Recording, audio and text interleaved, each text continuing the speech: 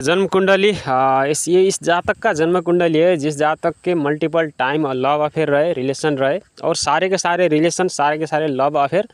भाड़ में चले गए, यानी कि कोई भी सफल नहीं हो पाया और ऊपर से इनको उल्टा बदनामी सहना पड़ा और बहुत सारे दिक्कतें झेलनी पड़ी। आइए देखते हैं इसमें क्या है। हम देख सकते हैं इसमें जो पंचम भाव प्रेम के लिए लिया जाता है, रिलेशनशिप देखने के लिए हम यूज़ करते हैं जब जन्म कुंडली जन्म पत्री देखते हैं। तो यहाँ पंचम भाव में हम देख सकते हैं केतु ग्रह बैठा है। केतु ग्रह दिखाता है कि जिस भाव में वो बैठा है उस भाव से जातक का मन भर जाएगा, यानी कि वो धीरे धीरे वहाँ से फ्रस्ट्रेशन उसको मिलने शुरू हो जाएंगे और वो वहाँ से दूर चला जाएगा। इसलिए भी उनको प्रेम संबंध में सफलता नहीं मिला और मल्टीपल टाइम ट्राई करने के बावजूद भी उनके प्रेम अधूरा का अधूरा रह गया। इसे हम देख सकते हैं जो प्रेम संबंध के कारक ग्रह बुध, बुध में राहु की पंचम दृष्टि और मंगल की अष्टम दृष्टि पहुंच रही है। तो जब भी राहु में जब राहु क्या करता है, भ्रम पैदा करता है, शंका पैदा करता है, एक दूसरे में अविश्वास पैदा करता है। तो जब राहु की दृष्टि प्रेम के कारक ग्रह बुध पे जाएगी, ऐसे मंगल क्या करता है, झगड़ा कराता है, लड़ाई कराता है, तो उसका भी दृष्टि उस पर पहुँच जाता है। तो ऐसे लोगों की शिक्षा भी खराब होती है,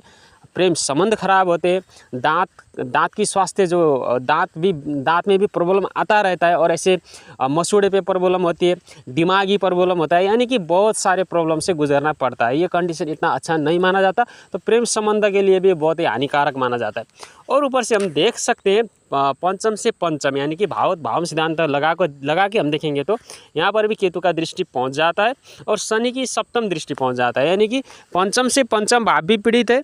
बुध ग्रह जो प्रेम संबंध का कारक ग्रह है वो भी पीड़ित है और पंचम भाव भी पीड़ित है। इतना ही नहीं, हम और एक सिद्धांत लगा के इसमें देख सकते हैं, कारक से पंचम भाव, प्रेम का कारक बुध हो गया, बुध से पंचम भाव सप्तम होता है। अब सप्तम भाव को देखेंगे तो सप्तम भाव में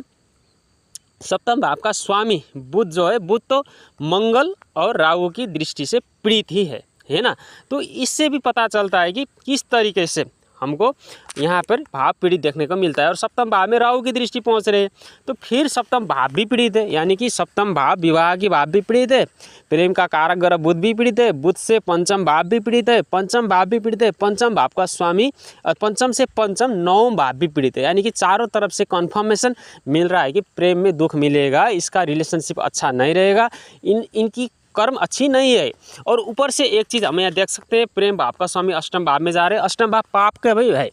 ये बाकी बहुत अच्छी चीज़ का भी है लेकिन ये पाप का भी भाव है। तो जब यह पाप के भाव में जाके नीच राशि में बैठा है,